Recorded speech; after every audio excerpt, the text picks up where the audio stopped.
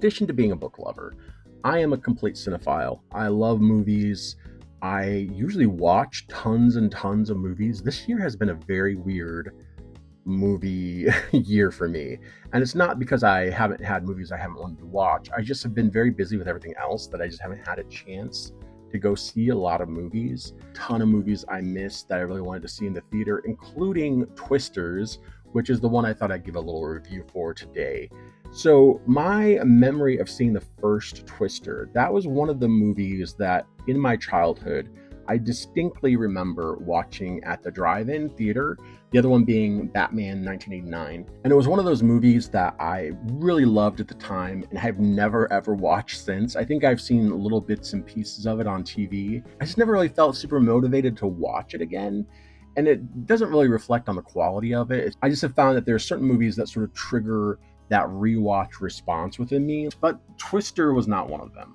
So when the new one came out, I was definitely intrigued, and I really like Glen Powell. He was fantastic. He's good to look at, of course, too. And the main reason I wanted to see it was the spectacle of it all. It seemed like a good summer movie to watch in the theater. But now pretty much if you don't go see a movie within like 2 weeks, it's gone. It really rankles me. I just wish they would keep movies a little longer in the theaters because stuff happens, life happens. Even if you want to go see something, you don't always get to go see it right away. Still, I have a decently sized TV. We have a good surround sound system, so it wasn't the end of the world.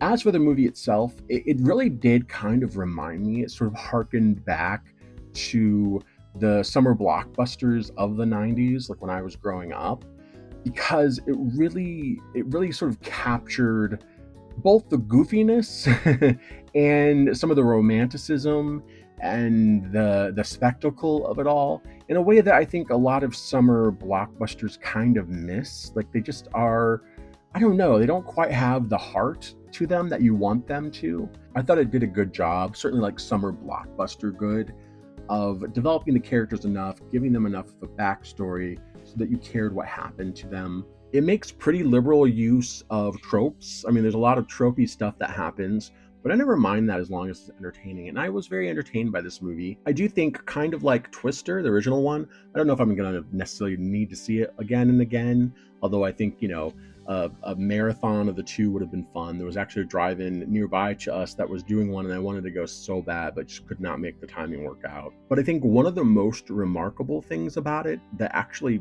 really surprised me is that it doesn't really rely on the first movie at all.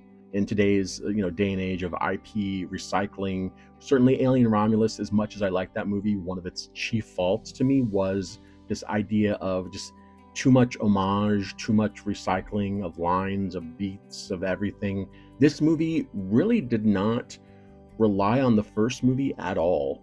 And maybe that's partly because it's been so long and Twister isn't really like an established IP like a Star Wars or Alien or Terminator or whatever. I think that maybe that helped them not rely on nostalgia bait, basically. And I think the movie was much better for it.